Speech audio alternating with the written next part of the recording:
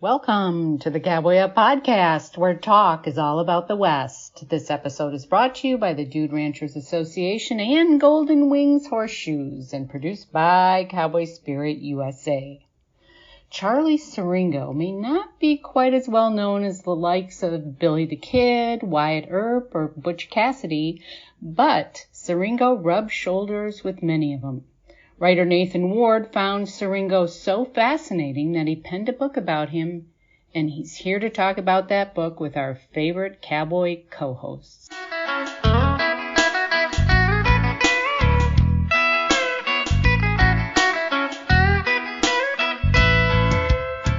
Well, Alan, morning. How are you?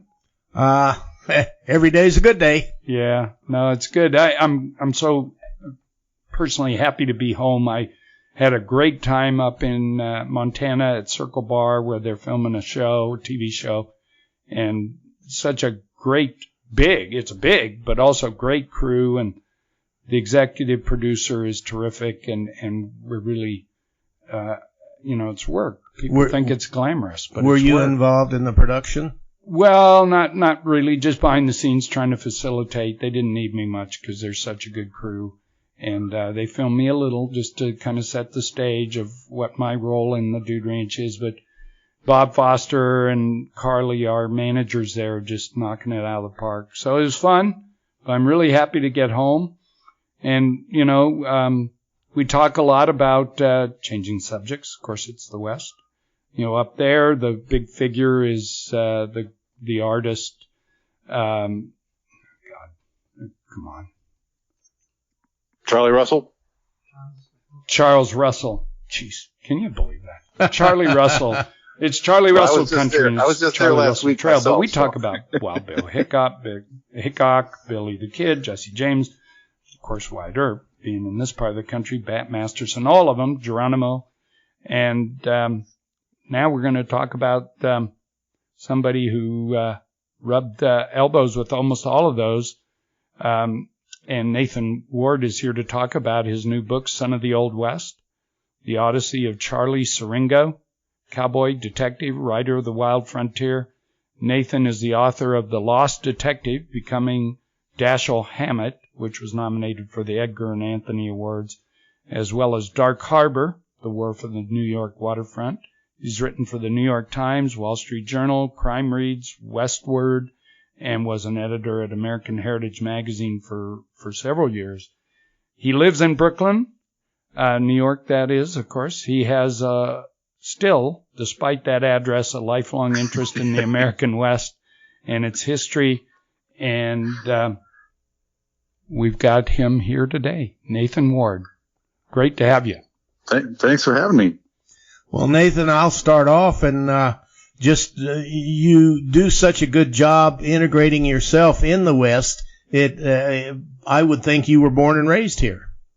Well, only since I got married. I mean, I was always interested in cowboy movies and shows when I was a kid. Before school, I'd watch the Rifleman reruns, and after school, I'd watch The Big Valley, and then I'd watch Gunsmoke. But I married a woman who spent a lot of her life in Montana, just outside of Missoula. And I would say that accelerated my knowledge and interest in the West. Well, listening to you, one would think you had Arizona under your fingernails. Well, we've been. You mean in the book? You mean? Yeah. Well, I love the literature. And if it leaks through, then so be it. That's good. Well, that's terrific. How did you stumble, given your interest, but still, how did you stumble on Charlie Siringo, and what grabbed you about his story? Well, the first time I didn't know his name, but anyone who's seen Butch Cassidy and the Sundance Kid, there are those nameless riders who are always following them, and Butch will stop and say, "Who are those guys?" And there was a sort of horde of Pinkertons and railway detectives who chased them to the edge of the country, right? And one of them was Charlie Siringo. He chased the Wild Bunch for 4 years and 25,000 miles. Not all of those in the saddle. Some of them, they take the horses on the trains. But it was a considerable odyssey in itself. I didn't really get interested in him as a subject until I was doing the Dashiell Hammett book, Lost Detective, which I came to do that because when I was reading one of his novels based on his actual experiences as a detective. You're cutting in and out. Oh, Nathan, sorry. Good. Talk a little closer. It sounds good now. Yeah. But it's not the reception. Okay. Yeah, back to Dashiell Hammett. That's where we lost you. Well, I was doing this book, The Lost Detective, because there was no book about Hammett's actual career as a detective before he became a detective writer. There was just always, it's sort of a couple of paragraphs in each of the biographies. So I tried to investigate that, which brought me to the Pinkerton Library, the Pinkerton Archive at the Library of Congress, which is a wonderful place, full of the wanted posters, cipher code books, forensic pictures of blown up trains from robberies, all their stuff in boxes. It had not a word about Dashiell Hammett, but it did have plenty to say about Charlie Siringo. There was, heroic accounts of his infiltrating various desperado gangs for them. That was his specialty. But then there was a lot of files about their lawsuits to keep him from writing about his experience as a detective. So who was suing him? The Pinkertons? Who was what? Who was suing him not to write him? The Pinkertons? They sued him. He wrote his autobiography 5 times.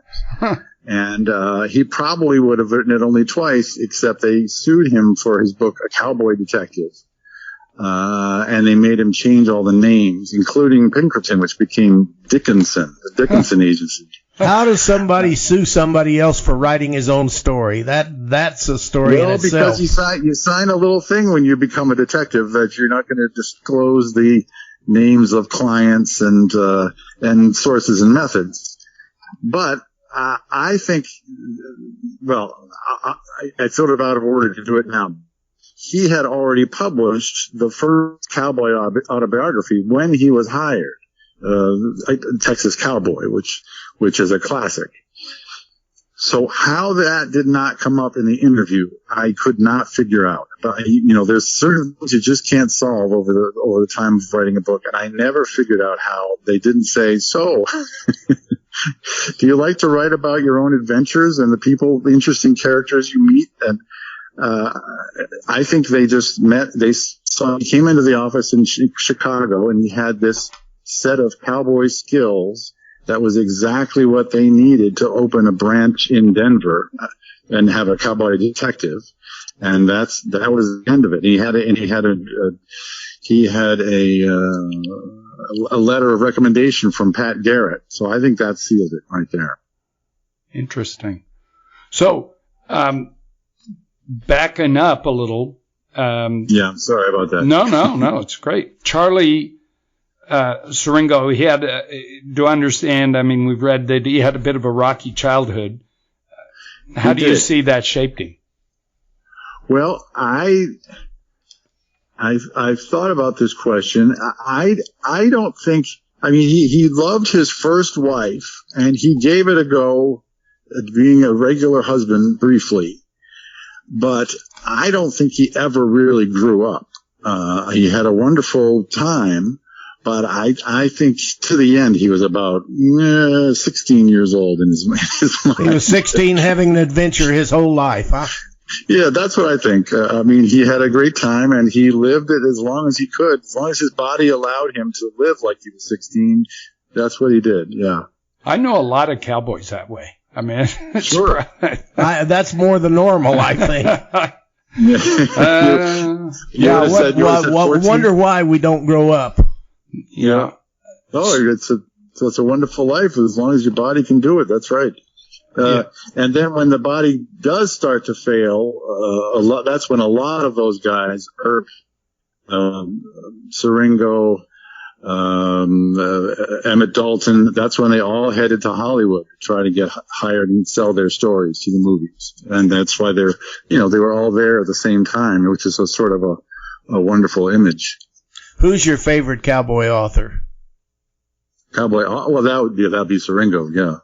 You're an actual cowboy or writes about cowboy? I like Gene Rhodes too. Oh, okay.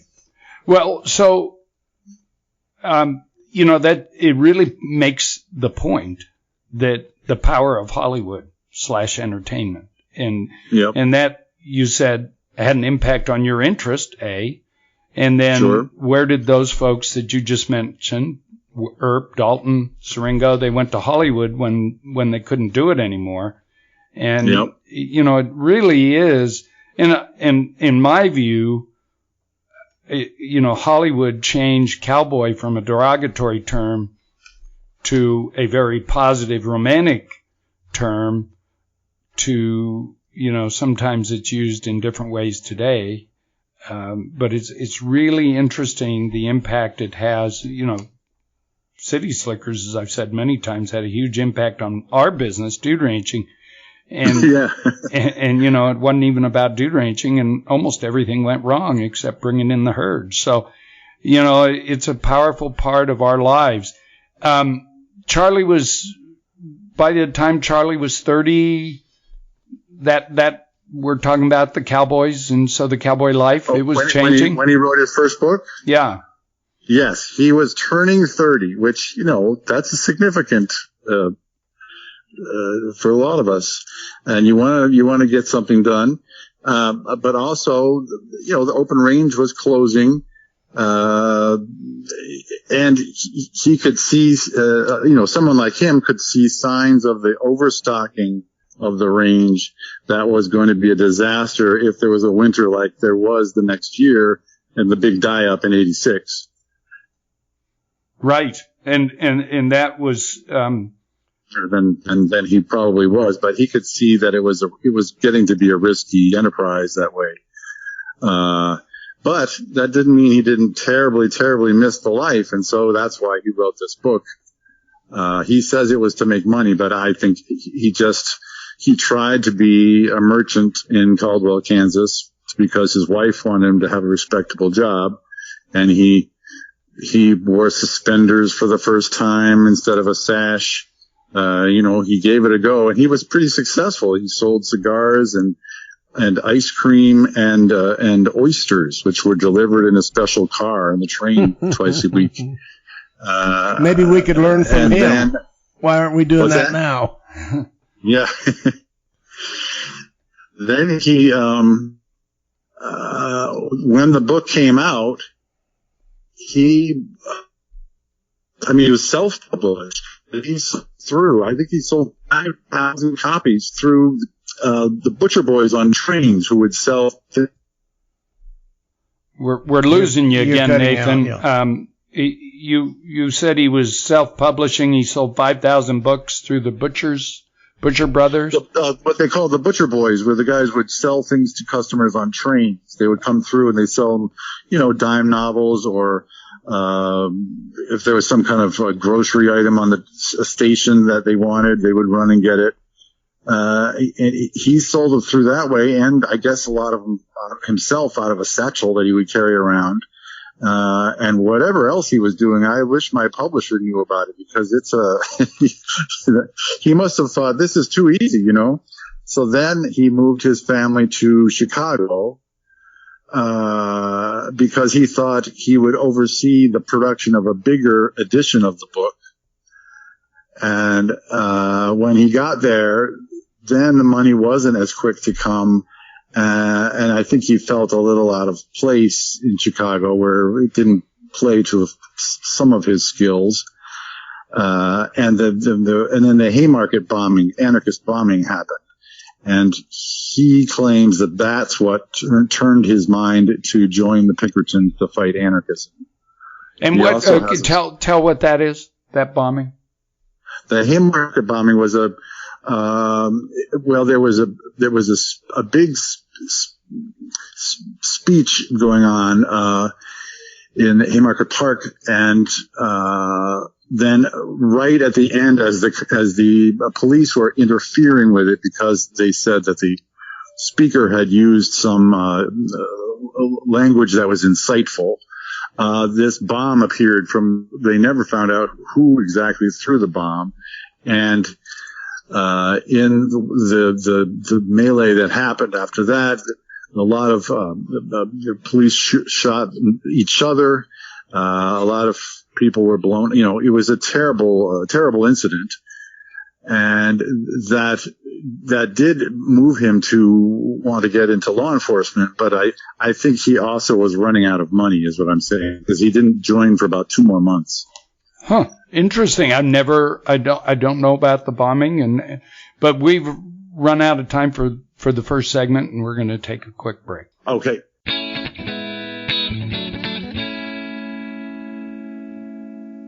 This is Lynn Weezy Sneed, and I'm here with longtime dressage horse trainer Barbara Whitus, who now competes in cowboy mounted shooting. Hey, Barbara, why did you switch to Golden Wings horseshoes? Well, I heard about the Golden Wings horseshoes from the Cowboy podcast, and Russell True, one of the hosts, is also the owner of White Stallion Ranch, and so I had been a longtime visitor, and that connection kind of led me to the fact, well, this seems to be really legit, and I'm going to give these shoes a try because my horse had been diagnosed with some navicular issues. So I ordered them and put them on, and within 1 month of him getting used to the shoes, I was back to competing, and he was very comfortable having the shoes on. So, and I even won several buckles after the fact because now he doesn't need medications and he's really being very competitive again. That's great, and congratulations on winning. And I did see a picture of that belt buckle. It's pretty cool. It has your name on it, right? Yep. Uh-huh. Well, Golden Wings horseshoes, providing and preserving integrity of the entire structure of the horse, sound from the ground up. So if you'd like to investigate those horseshoes, visit goldenwingshorseshoes.com. That's goldenwingshorseshoes.com. Thanks, Barbara, for being with us. Thank you very much, Lynn and Stan.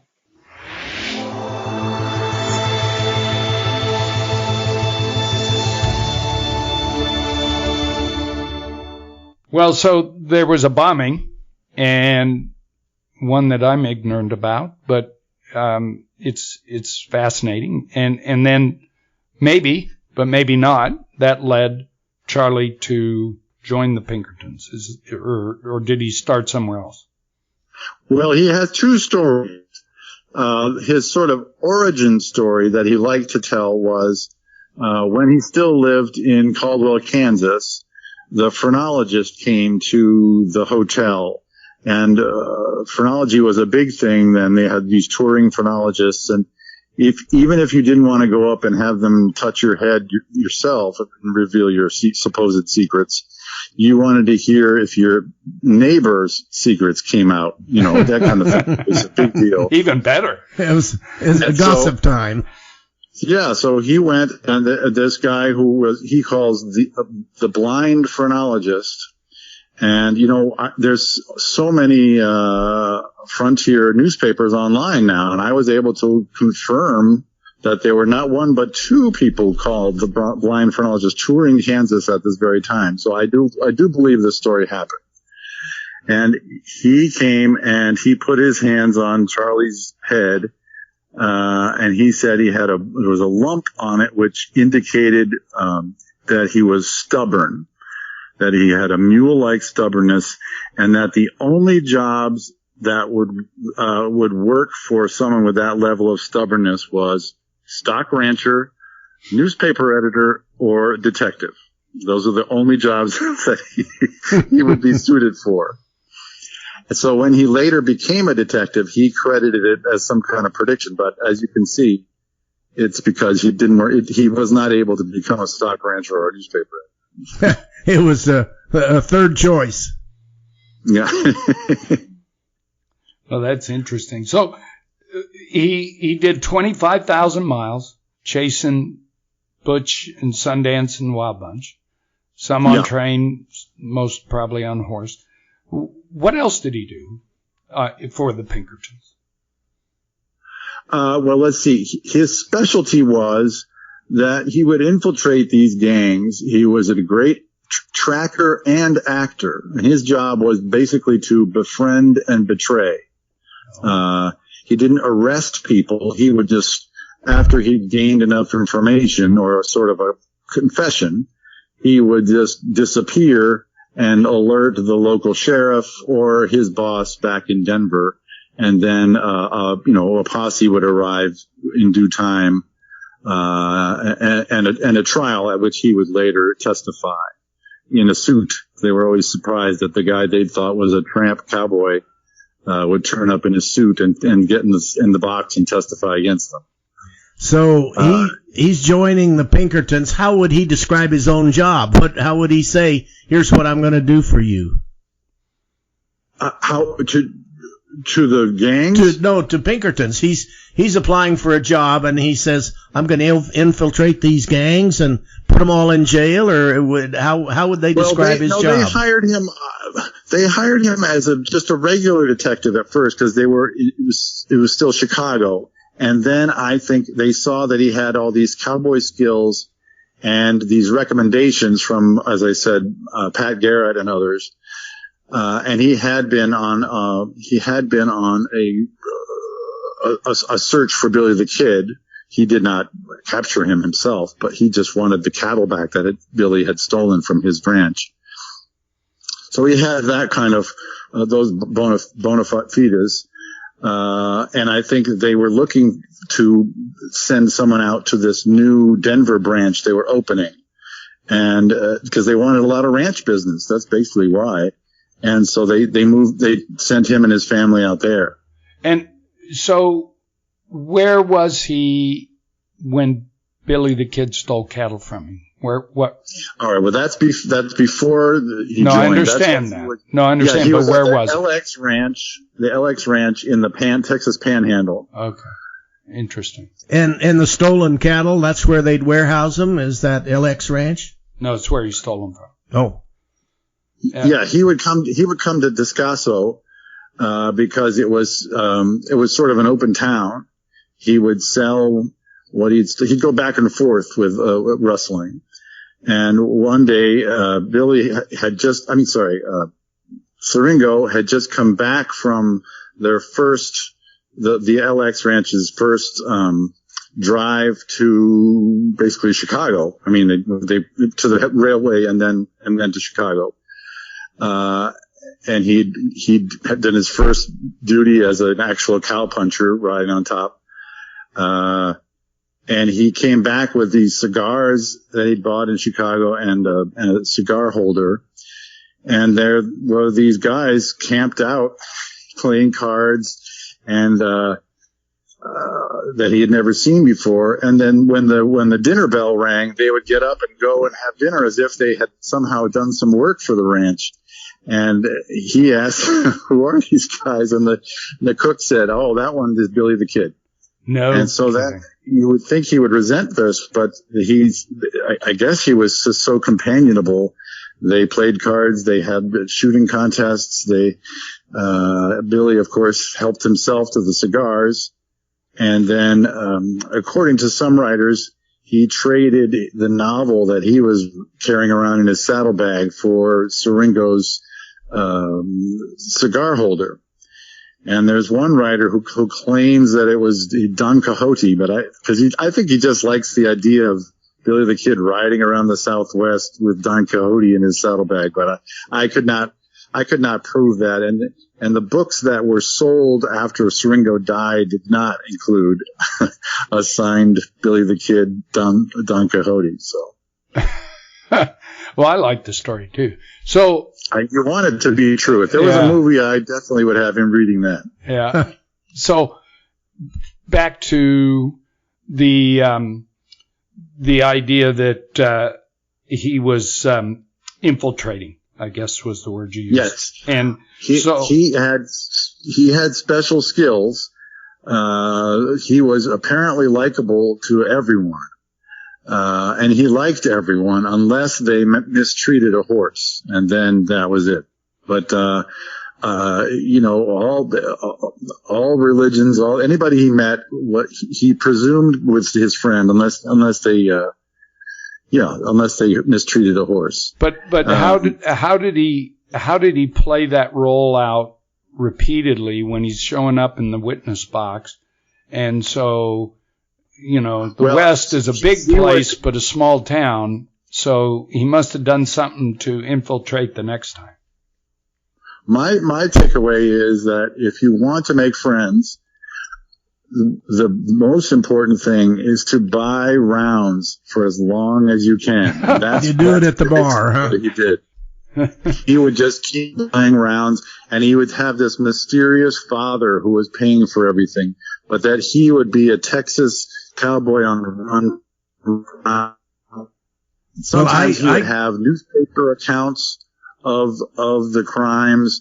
Sometimes he would have a watch chain with the initials of his alias instead of his own, and he had a whole assortment of things to back up his persona of the time.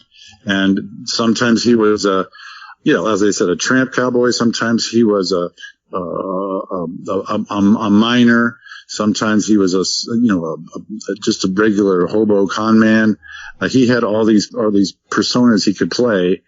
And then if he found a particularly weak link in the gang that he thought could give up the goods on the whole scheme he was trying to prove, he would get that guy and go camping, just the two of them. Because, it's like, let's go look for gold in the hills, or, he'd come up with something like that. And then after a while, they would almost always confess under the stars to what they had done. And he would have what he needed. He'd ride back to Denver and he'd reappear in his court suit. So did he do disguises or anything? So he had personas. Did he make himself look differently, or was that not an issue? He did that. Yeah, he didn't need to do that much, except for clothing. I see. Sometimes you have the floppy hat, sometimes you have the good Stetson, sometimes depending on the year. And I don't think he messed with his mustache much. He liked his mustache, and he just sort of looked like an outlaw. He was skinny, sun-hardened. He wasn't a big guy, right? And not a big guy. And one reason I'd say that is because one time he was in Utah, and he and his partner Billy Sales, they were the two best cowboy detectives in William Pinkerton's estimation. And then they were the two that he sent out immediately after the Wild Bunch. And they thought they were after what was called Kid Curry's gang, because in those days that's what they thought. We think of Butch Cassidy and the Sundance Kid, but at first it was Kid Curry's gang and Butch Cassidy. And they came out of the desert, he and Billy Sales. They're all dusty, and they have their pack horses, and they were pretending to be they were go hunting for gold in the hills. They had their tools in the bags and stuff, and they were immediately arrested by the sheriff as Kid Curry, because he looked like him. They were the same size, same intensity, and same mustache. And so they had to explain without saying they were Pinkertons that they weren't. We really are miners on our way to go get gold. So they never did admit that they were detectives. Undercover that much, it's interesting that you sort of become the part. Right. Well, and I've read enough history that some of those sheriffs, they had histories of playing both sides of the law. So you probably needed to stick with the story because, it could reverse itself in terms of Well, that's right. And there were a number of them were only hired because they were good with guns. But that doesn't mean that they're on your side with the guns. They are for now. Exactly. But like Henry Brown, who was with Billy the Kid's gang when Siringo first met him on the LX Ranch, they then all split. And the next time he saw Henry Brown, he was the city marshal of Caldwell, Kansas, and he swore him to secrecy. He said, "I've turned a corner. Don't give me away." And of course, he had not turned a corner, and he immediately went and robbed a bank in the nearby town. It was a miserable failure, and he was brought back and hung. Wow. So, circling back to Hollywood, we talked already that Siringo and other big names went to Hollywood. When did he go, and was the goal just simply, was he wanting fame or money or probably both? Well, he had been written by a friend in Hollywood that you've got to come out here. Someone with your skills is going to clean up doing stunt work, and then that was a few years before he went. He only went, after he could no longer hunt. He lived outside Santa Fe on his 300-acre ranch, the Sunny Slope. And when he got bronchitis on a winter hunt, and he never got rid of it. And so he was in such debt from his series of lawsuits with the Pinkertons that he had to sell it and close it up and go west. And then he collapsed at his daughter's house, and he got a little better. And then when he started needing his own place again, he went into Hollywood, and he got one of his friends built a sort of bungalow behind his building in his yard. And that was enough. That was all he needed because he thought he was just going to write stories that would be bought by the movies. Since all those guys thought that their authenticity was going to be gold in Hollywood. And what was the truth was people didn't care if it was true. They just wanted to see amazing horse riding on screen, guns going off, the romance. Even poor Emmett Dalton ended up suing a guy who used as a nom de plume Emmett Dalton. He wrote stories as Emmett Dalton while Emmett Dalton was living in Hollywood. And he had to take him to court, and because people, they loved the West, what they thought of the West, but they didn't really care if it was absolutely true. Including Siringo. He doesn't seem to have been offended by these films. He was just so amazed to see 300 riders staging the Oklahoma land rush that he had actually seen in person. And he made friends with a lot of the Hollywood writers, and they loved checking their facts with him and getting his blessing.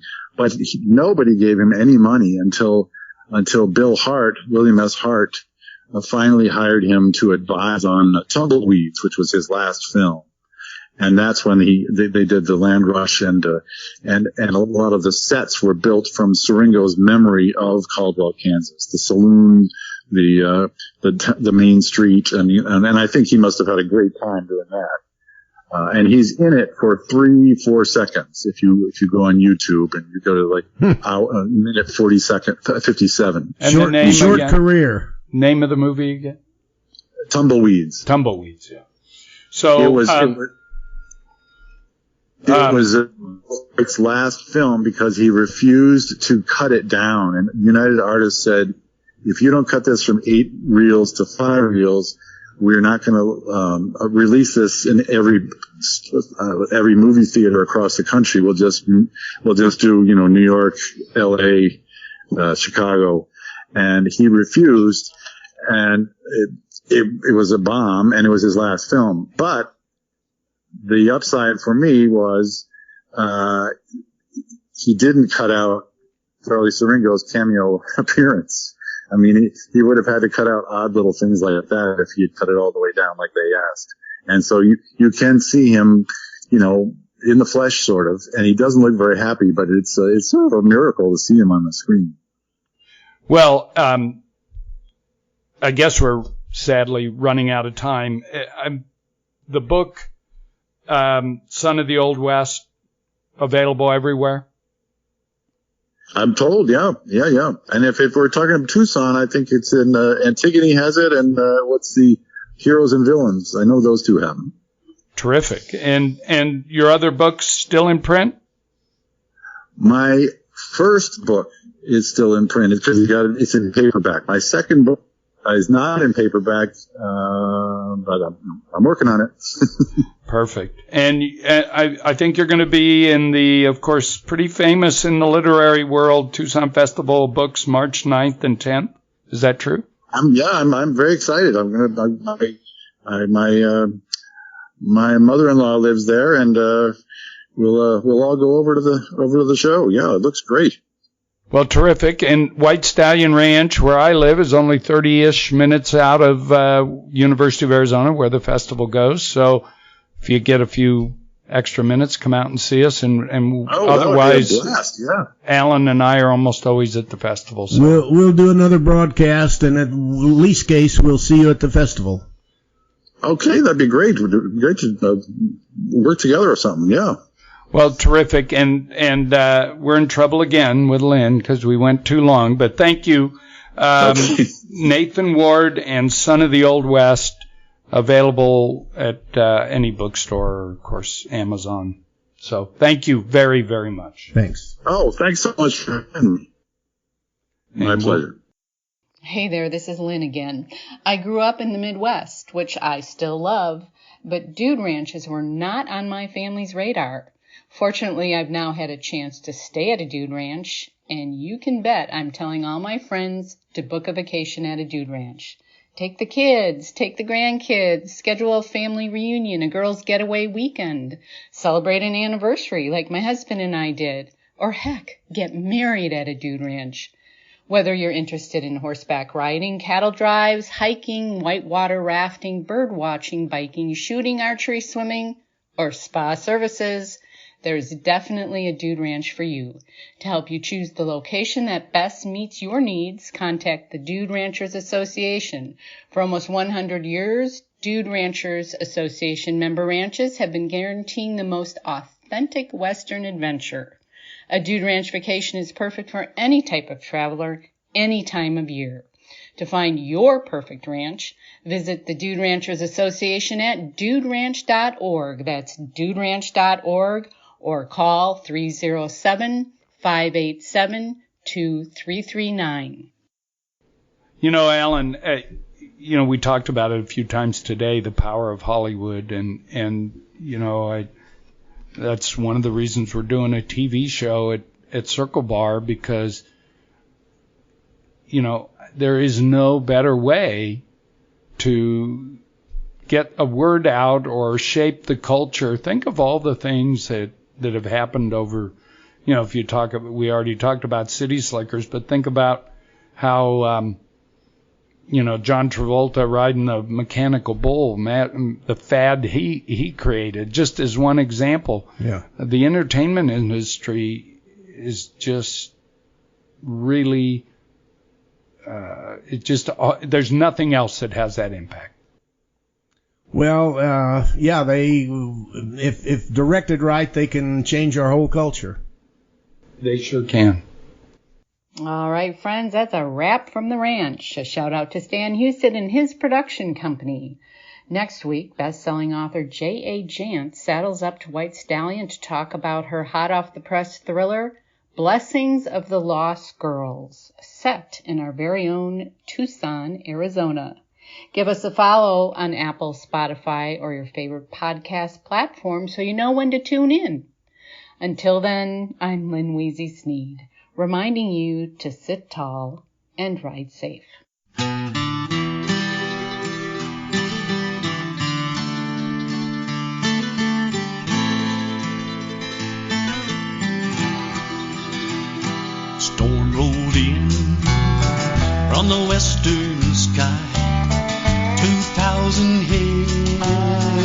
of steers took flight. Good night paid those boys to ride, and by damn they would, though some might die. Don't say goodbye to the cowboy way. Tradition lives, and it's here to stay.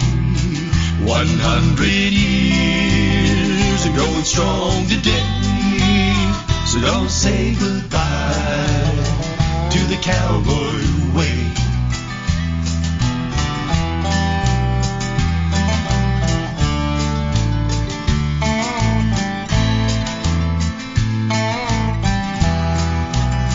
She's 10 years old on a stout bay horse.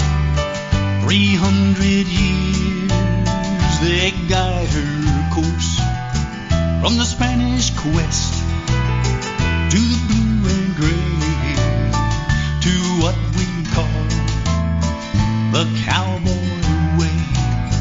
Don't say goodbye, don't say goodbye to the cowboy way, to the cowboy way. Tradition lives, and it's here to stay. 100 years and going strong today. So don't say goodbye to the cowboy way.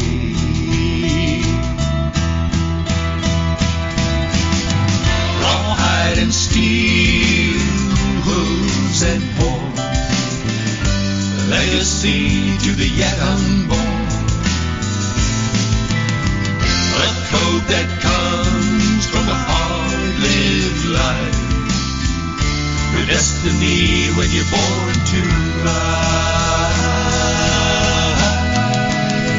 Don't say goodbye to the cowboy way. Tradition lives, and it's here to stay. 100 years and going strong today. So don't say goodbye to the cowboy way. Don't say goodbye, don't say goodbye to the cowboy